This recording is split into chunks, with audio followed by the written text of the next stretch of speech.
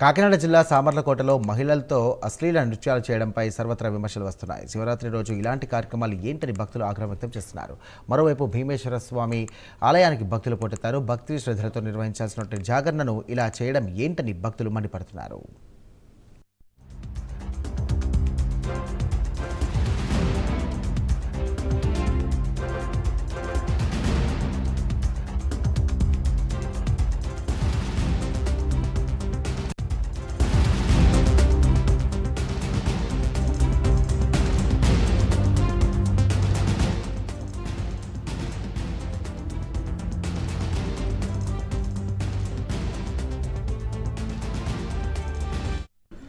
కాకినాడ జిల్లా సామర్లకోటలో మహిళలతో అశ్లీల నృత్యాలు చేయడంపై సర్వత్రా విమర్శలు వస్తున్నాయి. శివరాత్రి రోజు ఇలాంటి కార్యక్రమాలు ఏంటని భక్తులు ఆగ్రహం వ్యక్తం చేస్తున్నారు.